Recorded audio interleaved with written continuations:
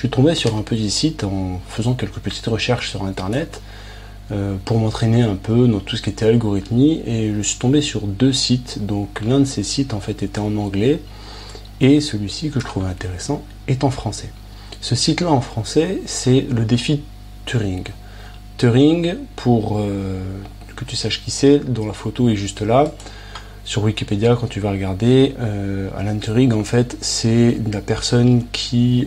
D'ailleurs, il y a un film qui est très bien fait, donc j'ai mis justement ici le lien, Imitation Game, qui explique en fait en quoi Alan Turing est considéré comme le père de l'informatique, en tout cas des ordinateurs, puisque il a vraiment fait une machine qui a boosté la productivité pour décrypter pendant la guerre. Enfin, je raconte pas toute l'histoire, je te conseille vraiment d'aller voir le film, il est très intéressant, et on voit un peu l'objectif, en fait, l'utilité de l'ordinateur, parce que pour moi l'informatique c'est vraiment la pointe de la productivité, comme tu le sais si tu es abonné à cette chaîne. Alors, ce défi Turing, en fait, ça m'a donné l'idée de te le montrer d'une part, et d'autre part de faire quelques petits défis. On va pas faire les 256 exercices, mais en fait on va en faire quelques-uns pour te montrer que c'est abordable, et te montrer aussi certaines spécificités, parce qu'en fait le but de ce défi c'est quoi? C'est très bien expliqué, hein. On peut s'inscrire ou pas pour voir tous les problèmes. Nous on va voir tous les problèmes sans s'inscrire. En fait le but c'est que le niveau mathématique n'est pas compliqué, c'est celui du lycée. Alors oui, c'est des maths parce qu'en fait c'est s'entraîner à résoudre des problèmes de maths par la réflexion. Et aussi, surtout, ce qui est important, c'est que c'est destiné aux programmeurs, parce que ces problèmes de maths ne peuvent pas être résolus sans un ordinateur. C'est-à-dire que l'être humain, en fait, ne peut pas résoudre ces problèmes, ou alors mettrait beaucoup trop de temps pour résoudre ces énigmes, alors que quelques lignes de code le feraient. Et j'ai trouvé ça super intéressant pour expliquer, en fait, pour montrer, pour démontrer l'utilité de l'informatique, de la programmation dans la productivité. Et certes, ça passe par les maths, mais ça peut. La seule limite, c'est ton imagination. Donc, on passe par les maths pour le démontrer. Mais comme tu vas le voir, les problèmes, ça peut être des problèmes que tu peux rencontrer de manière quotidienne. Ici, on va commencer par le premier défi. Ce premier défi, il est là. Donc, ce que je fais, je copie, je vais coller. Alors, la question, c'est dans quel langage je vais faire ces défis-là. Et bien en fait, comme je vais en faire quelques-uns et que c'est des maths, je vais profiter de ça pour te donner un peu de notions de programmation informatique qui sont pour moi essentielles. Je vais donc pas utiliser des langages de trop haut niveau, et je vais utiliser mon fameux Java. Donc je vais faire ça en Java. Pourquoi pas des langages de haut niveau? Parce qu'on va devoir manipuler des chiffres, et donc on va commencer à devoir manipuler des emplacements mémoire. Et je trouve super dommage de le faire dans un langage qui ne type pas les variables, notamment pour ça. Donc ce que je fais ici, c'est que j'ai donc moi créé un petit dossier sur mon bureau qui s'appelle test, dans lequel j'ai un programme launcher.java. Et en fait ce launcher.class, j'explique rapidement comment ça marche le Java. Une fois que tu as installé Java sur ta machine, je me place donc dans mon dossier test ici.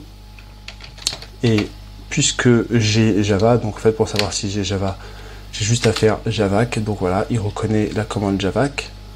En fait, javac, c'est Java compilator. Il va compiler. Je vais lui demander de compiler mon launcher. Non, pas classe. Autocomplétion est mauvaise. .java. Il me compile mon fichier de code qui ressemble à quoi? Il ressemble à ça. Donc c'est une classe. Il n'y a qu'une seule classe dedans. Et cette classe, il y a la fonction main qui lance en fait justement le déroulement du programme. Donc tout le déroulement du programme va être ici. Ça va être que des petits bouts de code, donc on va faire vraiment des tout petits scripts, hein, comme tu vas le voir. Ici, on a donc la classe launcher dans laquelle on a la méthode main qui va se lancer. Ce que je fais, c'est que je compile mon fichier Java. Une fois que j'ai compilé mon fichier Java, donc c'est OK, je le relance sans extension, juste avec Java. En fait, la compilation ici a créé ce dossier, pardon, ici, là, que je peux ouvrir hein, pour te montrer en fait à quoi ça ressemble. Pop, pop, pop, pop, pop. On va l'ouvrir, on va l'ouvrir avec VS Code. Ouais, on veut l'ouvrir quand même. On a ouvert le fichier, il est illisible parce qu'en fait, ça c'est du langage plus proche de la machine. On va pas rentrer dans les détails de Java et comment ça marche, etc. Ce qui est important à savoir, c'est que une fois que j'ai ce fichier-là, launcher.class, lui, il va exécuter le fichier qui est précompilé. Donc en fait, j'ai juste à relancer la commande Java Launcher et il va exécuter, il va mettre OK, c'est-à-dire que ici le système.r.println OK, je lui demande de printer OK dans la console. Je vais mettre erreur ou out, ça marche, c'est pareil. Alors on va pas faire un cours sur le Java, mais le Java c'est assez simple dans le sens où ici on a la méthode principale, donc c'est celle-là qui est lancée à chaque fois. Et donc tout ce qui va passer dans cette méthode principale va être exécuté. Et le mot-clé public classe, ça c'est nécessaire de faire des classes parce qu'en fait Java impose une certaine structure. C'est ce qui est intéressant, il est verbeux, il impose une certaine structure. Là on va rester sur du simple, donc on va pas trop le voir. Ce que je fais, c'est que je commente ici, je retourne donc sur mon problème, je copie, colle le problème ici. Alors j'ai mis le lien ici tout en haut pour ceux que ça intéresse. Hop, je vais commenter ici.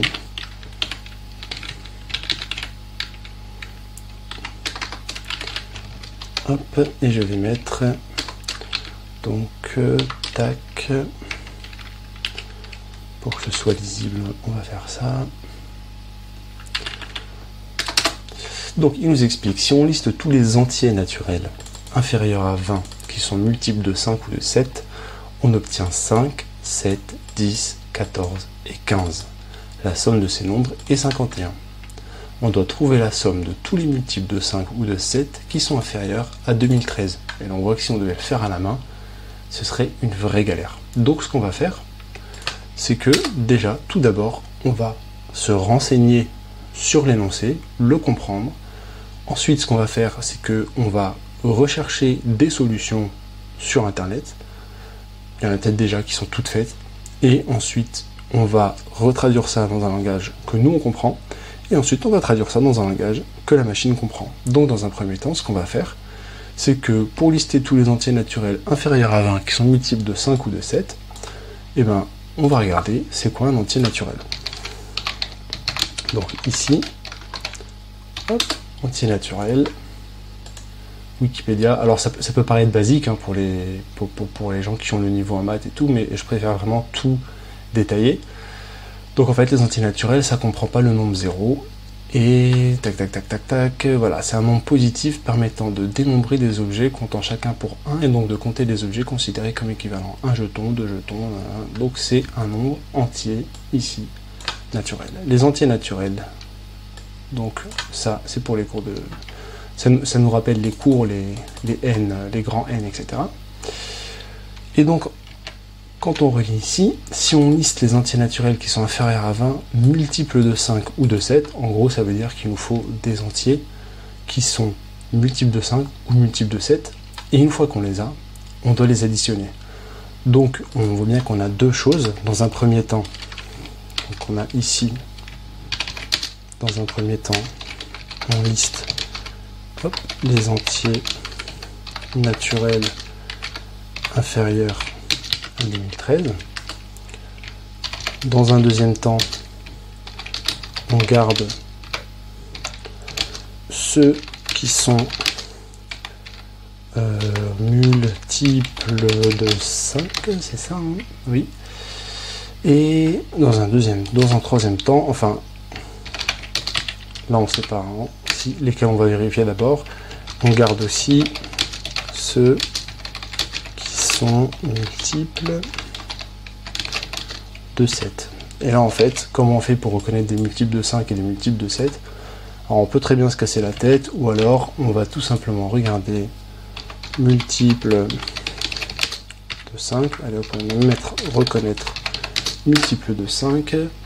Et on va nous expliquer comment on reconnaît les multiples de 2, etc. 3, 5, etc.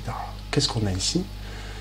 Le multiple, donc, ici, d'un multiple de 3, multiple de 2, multiple de 5. C'est les nombres qui se terminent par 0 ou par 5. Alors, l'une des méthodes, je ne dis pas que c'est la meilleure, hein, mais pour trouver le multiple de 5, puisqu'on sait que ça doit se terminer par 0 ou par 5, et bien le nombre, en fait, alors là on va rentrer dans l'histoire des variables, les entiers naturels, on appelle ça des int, donc c'est les entiers naturels, et en Java, les chaînes de caractères, c'est les objets, donc ça commence avec une majuscule, ça va être des strings. Ça, c'est chaîne de caractères. À force d'écrire en anglais, en français, on ne sait plus vraiment jamais quelle est l'orthographe. Et donc, je pense que l'une des solutions les plus simples, ici, là, pour les multiples de 5, ben, c'est qu'en fait, on va faire un int to string, c'est-à-dire qu'on va faire de notre int une chaîne de caractères. Ensuite, on va la parcourir et on va prendre le dernier élément. Bon, on va même pas mettre parcours ici. Hop là, on va mettre dernier élément. Si c'est 5 ou 0, ok. Donc là, on aura les multiples de 5. Et ensuite, les multiples de 7, ils sont les multiples de 7. Ah, tiens, ici, on n'a pas la formule des multiples de 7. Bon, on va la trouver ailleurs. Multiple de, c'est normal, j'ai mis 5. Donc voilà, tout simplement, multiple de 7, ils s'obtiennent en multipliant 7 par un nombre entier. Donc, si... voilà, c'est plutôt ça qui nous intéresse. C'est pour savoir si un nombre est multiple de 7, on pose la division de ce nombre par 7. Si elle tombe juste, c'est bien multiple de 7. En gros, on fait une division, et il ne faut pas qu'il y ait de reste. Et pour ça, on a quelque chose de super intéressant en informatique, qui est le modulo. Donc ce qu'on va faire, c'est qu'on va faire le int modulo 7. Si il est égal à 0, ok. Sinon, c'est pas un multiple de 7. En fait, là, ce que moi je ferai dans un premier temps, c'est que je mettrai ça en 2 et que je mettrai ça en 3. C'est-à-dire que d'abord, je vérifierai si c'est un multiple de 7 ou pas avec un modulo. Et une fois que je vois que c'est pas un module de 7, je le renvoie dans une deuxième condition où je transforme le truc en string. Comme ça, moi, c'est fait qu'une seule fois. Et si c'est un multiple de 5, je garde. Sinon, je garde pas. Il y a une faute ici. Donc, ce que je vais faire dans un premier temps, c'est que là, j'ai ce qu'on appelle du pseudocode. Pseudocode dans le sens où c'est écrit en langage humain et je commence à voir un peu le code. Dans un premier temps, ce qu'il me faut, c'est qu'il me faut une liste. Les listes en Java, on va prendre l'objet de la liste qui est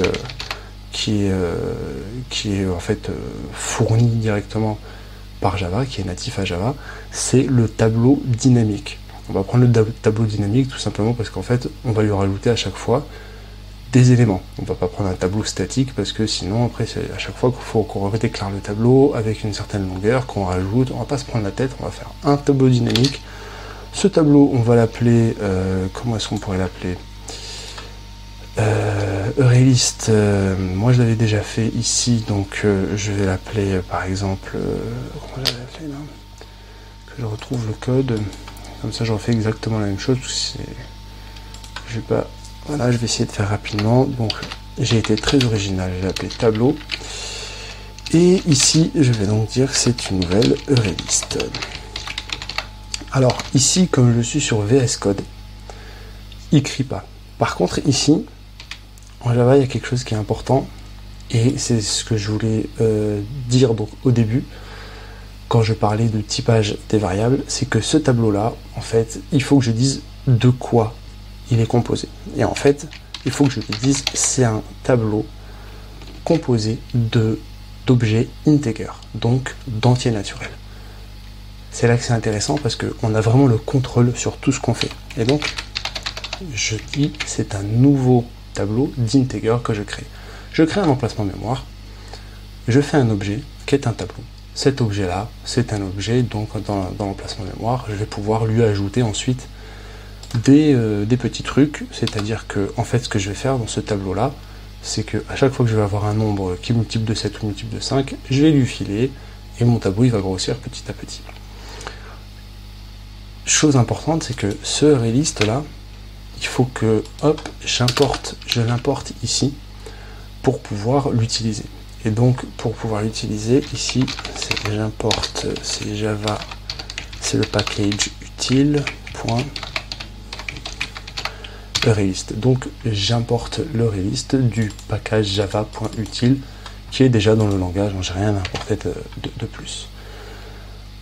Ce que je vais faire, c'est que je vais plutôt créer une boucle while.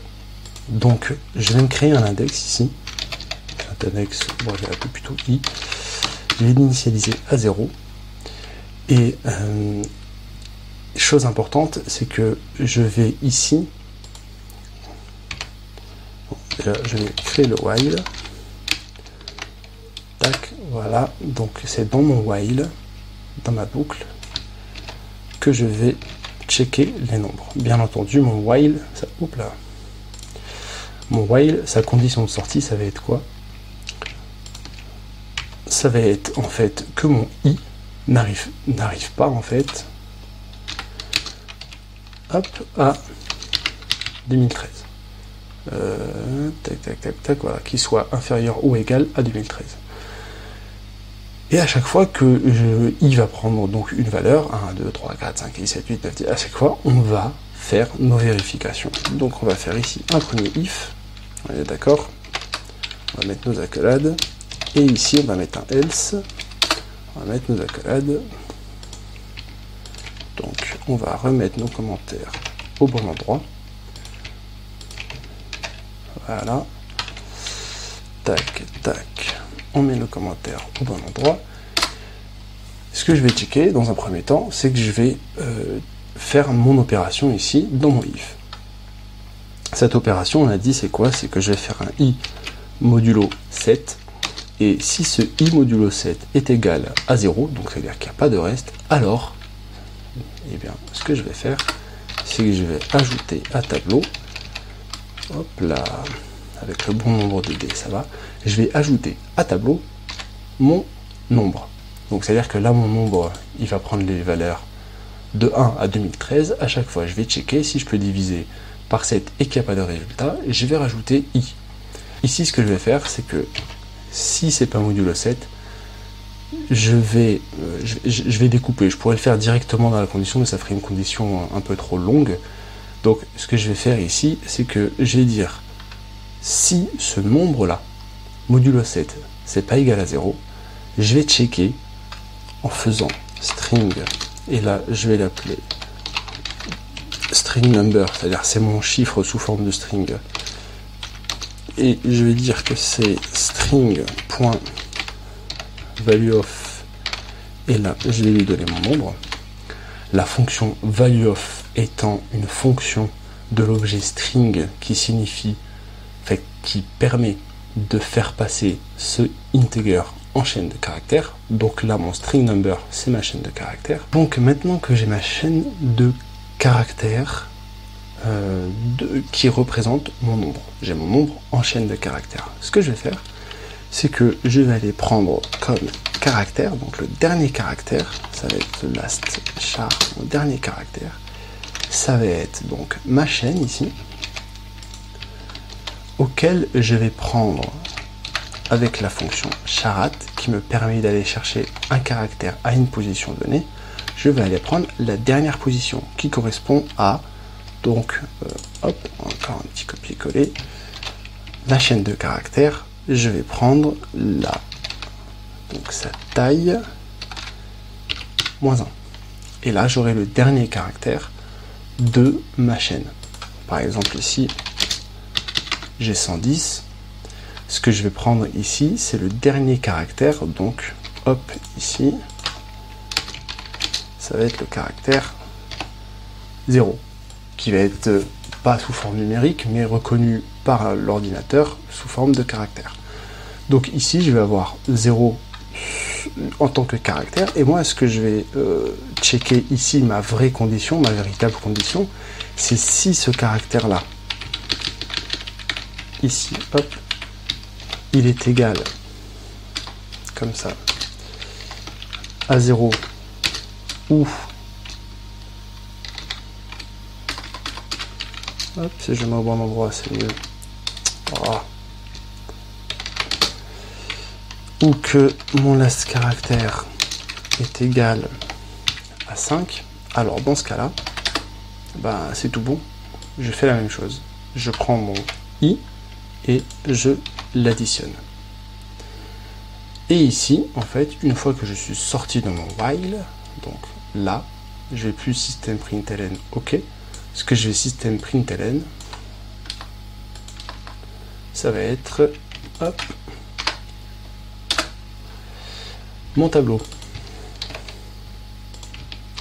Allez, à cette théorie, on envoie tout ça. Donc ici, bien entendu, je recompile. Donc il va me recompiler, il va me dire, ah, tu as plein d'erreurs. Quelle erreur? Cannot find symbol i égale 0 à la ligne 14. C'est-à-dire, oui, c'est normal.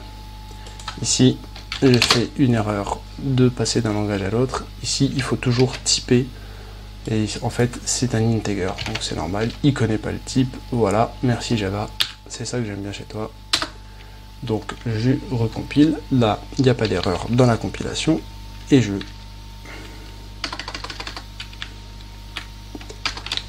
lance le programme Java. Et là, normalement, ce qu'il va faire, c'est qu'il va passer dans mes conditions.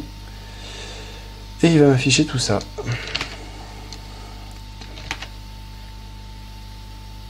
Je fais le traitement. Pourquoi il est aussi long? Pourquoi il est aussi long? Pourquoi il est aussi long? Tac, tac, tac, tac. C'est normal. C'est normal qu'il soit aussi long. J'ai fait une belle boulette. Je ne suis pas sorti de la boucle. Ici, mon while. Il faut que i, je l'incrémente. Et là, normalement, ça devrait le faire. C'est bon, il s'est arrêté? C'est pas arrêté? Bon. Hop, hard reboot. Je relance ici le terminal. Et je fais un javac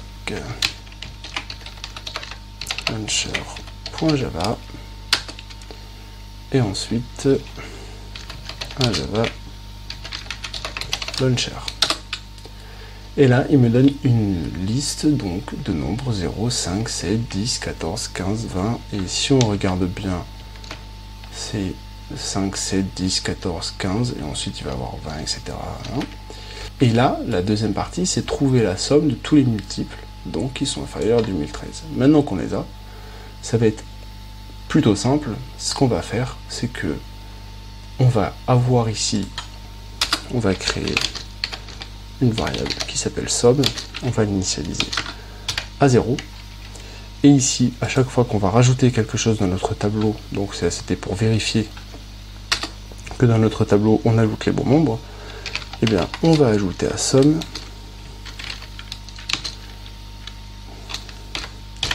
la valeur i. Donc, ici, si on passe dans la première condition, et ici, si on passe dans la seconde condition. Et là, on va système out println, non plus tableau, mais notre somme. Je récapitule une dernière fois, histoire qu'on comprenne bien l'algo. Ce que j'ai fait, c'est que j'ai déclaré une somme, qui est en fait la somme qu'on doit renvoyer à la fin. Cette somme-là, pour l'instant, je la mets de côté. Ce que je fais, c'est que je prends un index et je crée une boucle. Dans cette boucle, je vais parcourir tous les chiffres, donc entiers, de 0 à 2013. Alors ici, il y a une erreur.